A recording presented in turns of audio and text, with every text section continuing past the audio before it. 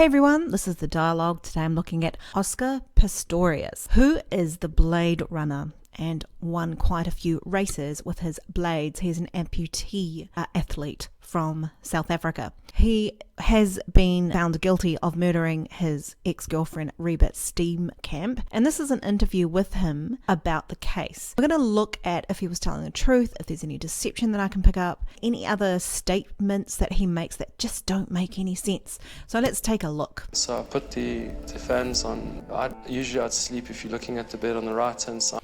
So what I want you to take notice of is his tense, his verb tenses. He is talking about the past here. So let's go back and just listen to a little bit more. The room was very humid. The air conditioning unit that was attached to my room wasn't working. They were renovating it. So we're talking in past tense. That becomes very important as we go along with this interview. So far, congruent. The fans, though, he's emphasizing the fans on purpose, however. Outside of the home.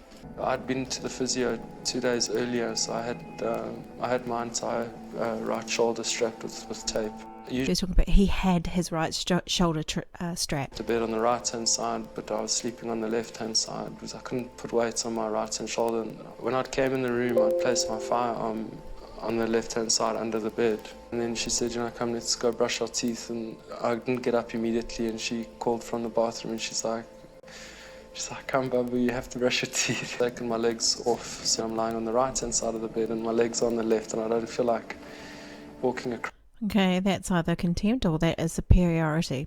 Interesting. And getting them and everything. So I walked to the bathroom on my stumps, and she gave me like this little smile, that kind of. And there's a little bit of the smile also had a sneer up here or a feeling of disgust. She gave me like this little smile, that kind of. There you go. Right, I'm the boss around here type thing. And so we sat in bed for a while, and I just said to her, listen, if I fall asleep, would you mind just closing the doors and switching off the telly? And then I pretty much fell asleep after that. He pretty much fell asleep and his head shook a little bit. I'd opened my eyes, the curtains weren't drawn closed, and the sliding doors were still open. Reva had forgotten to close them. She said, can't you sleep, Babu, or can't you sleep, Babu, or something like that, and I said, no. Okay, so he's got a mixture of tenses going on, and that is an indication of deception. I'd opened my eyes, the curtains weren't drawn closed, and the sliding doors were still open. Reva had forgotten to close them. She said, again, Reba had forgotten to close it, and this is where he changes the tense. Can't you sleep, Babu, or can't you sleep, Babu, or something. And then she said, can't you sleep, Bubby, can't you sleep, Bubby? Like that, and I said, no, I can't, and I was fairly half asleep type thing, and I got out of the side of my bed, and I walked around the corner of the bed. It was dark, so I was feeling the side of my bed. I didn't have my prosthetic legs on. The tripod stand was in the doorway, and one of the plastic fans was pretty much where the legs are of the tripod stand, so you couldn't close the door. So pretty much, could be a qualifying statement, or just could be a statement. Usually we get straight to the point when we're telling the truth. Without moving them, and I closed the doors.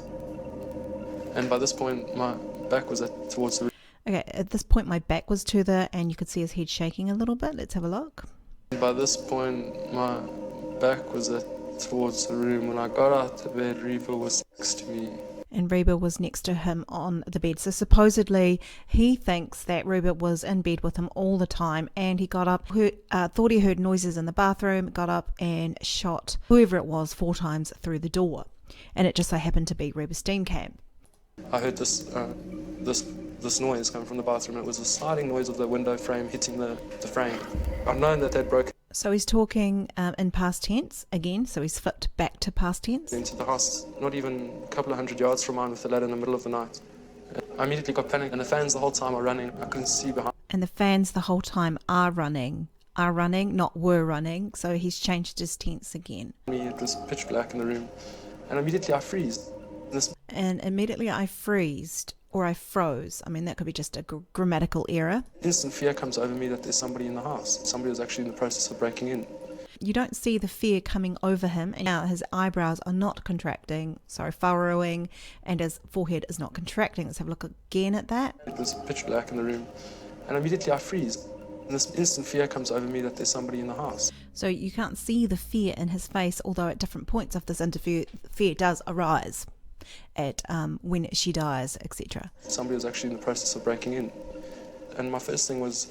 Someone's in the process of actually breaking in. When we say the word actually, that can be a qualifying statement, and it means, well, something else could have happened instead of what you're saying. Someone actually broke in. Or could something else be happening instead, like no one breaking in?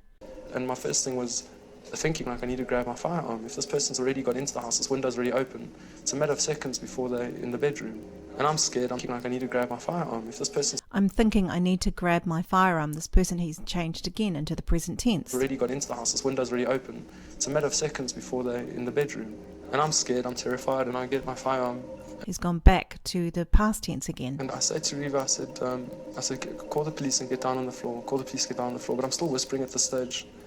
And of course he gets no response back from her, and there's no worry about that. Get between this intruder and Reva. And I need to approach this person because I can't run away without my legs. If I sit there and wait for them and this person comes out shooting, I needed to get to a point where I'm safe, but also where Reva's safe. And if she's behind the bed and I can stand at the passage and look down the passage, then at least I'm between them and her. Basically on one of my hands, both my stumps, and pointing the firearm. So I'm low down and I'm starting to shake and sweating and... Well, that's true. He is shaking and sweating. I mean, he's congruent at the moment. Come with fear. And at that point, I just entered into the passage and I started And at that point, I just entered into the space. I just as a qualifying statement. You don't need to put that in if you're just getting straight to the point and you're telling absolute 100% truth. and I start screaming, get the fuck out of my house, get out of my house, you know, and I start screaming, and the more I start screaming, the more scared I'm actually getting. Okay, the more scared. Eye closed. It's a little bit incongruent. We don't see the fear coming up here at all. You should be in absolute terrifying fear that someone is in the bathroom about to kill you or steal from you, and that your precious girlfriend is in the room with you, or in the room that you're about to enter and defend her with. The more like That little lick of the lip, that can mean one of two things. That his lips are dry because he is quite nervous and he needs to lick them. Or it could be a subconscious way of going, na, na, na, na, na. the more real this is feeling. And at that moment, I hear the toilet door slam. At that moment, he closed his eyes too. So is that true? That's an incongruent mannerism. There's someone right here around this corner. I'm now pretty much at the half point between Reva and them. She's, I don't have time to get my legs back on. These people are definitely in the house already. If they come at me. So he's changed it from person basically to these people. These people. What makes him think that there are two people or more than one? He's making that up. He isn't alluding to something else. Quick enough, and they grab the gun. Or if I hesitate, they could use the gun on either of us. And I shout, Reva, call the police. I'm trying to intimidate this person to get out of the house, you know. So I'm trying to intimidate this person. Two, now it's one person. So it's really incongruent. You know, he really isn't being consistent with what he's thinking and saying here. And again, he's throwing himself from past to present tense again. That is an absolute red flag for deception. Climb out of the house to get out of my home. And I'm swearing and shouting. And when he said I'm swearing and shouting, there's a level of fear that went up there. So I'm swearing and shouting again. It's in present tense. And I realize the more I can see into the bathroom, the greater the chances that this person is right here, around the corner, right here. Again, it's a person and not people anymore. You know, where the basins are. And so I'm petrified at this point. I don't want to stick my arm. But he's not really that petrified. There isn't too much of furrowing going on or contraction of the head as he says that. And if they can grab my arm, I don't have the balance to align the firearm. At this point, I see the windows open. Things are running through my head. The window's just been opened. The door's just slammed. It's the middle of the night. Reva's right next to me in bed. But how does he know Reba's right next to him in the bed? He didn't say, Reba, are you there? He didn't hear any words coming back to him. It's not alluded at all in this interview. I've got to stand here until we get help, until somebody comes, because I can't go back to Reva and then expose her and expose myself. I'm hiding behind the toilet entrance wall. I can see the toilet door. I don't know if it's one person. All I know is that there's somebody in my house, and all of a sudden I hear a noise at the toilet. I presumed it was the toilet door opening, and before I knew it, I'd fired 4 shots. And so there was just a little mannerism with his contracted forehead, which shows that he was in fear at that particular point because he let the gun off. Maybe he knows exactly who he's shooting at, or that he does think it's an intruder. And before I knew it, I'd fired 4 shots. So before he knew it, he fired 4 shots. But he did know what he was doing, so there was a slight shaking of the head, incongruent. When the gun went off, the echo in the bathroom was so loud, I couldn't hear anything. So I was shouting at Reva, phone the police. Well, that's true. His eyebrows raised. He couldn't hear anything. And the police, and I was still screaming, get out of the house, get out of the house. And I couldn't hear anything. It was just this ringing, and I'm terrified. And at a point I realized, Reva, I can't hear if Reva's replying or not. So I can't hear, he's back into present tense. I couldn't hear. It's probably, if you've been consistent with retelling a story, you would keep most of it in the past, not the parts that are contested in court. I make the decision to walk backwards the whole way. I don't really know what's going on. And I get to the bed, and then as I reach back and I can't feel Reva's leg, I get this chill over me. I look back and I see Reva isn't in the bed.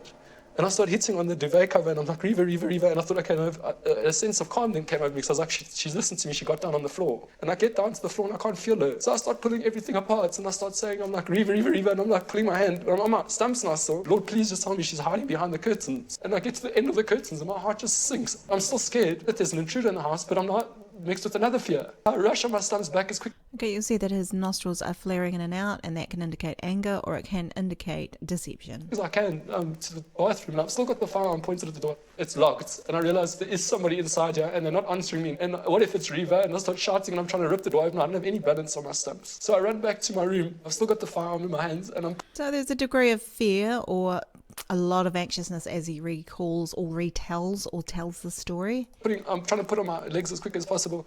I run back to the bathroom, and I start kicking the door. I don't know if I kicked it once or twice, and I just kick. I try to charge the door with my shoulder, and the door wouldn't open. And So that's true. He tried to, he's not shaking his head here. He tried to charge the door with his shoulder. Screaming now for Reva, and I just start screaming, Jesus, please, God, please, just don't let this be what I think it is. I need to get in this toilet to see if it's Reva, and if she's not answering, why isn't she answering me? She's scared, is she okay? So I run back to the room, back down the passage, and I get the cricket bat. All of this is a lot of fear coming in. I start smashing down this door.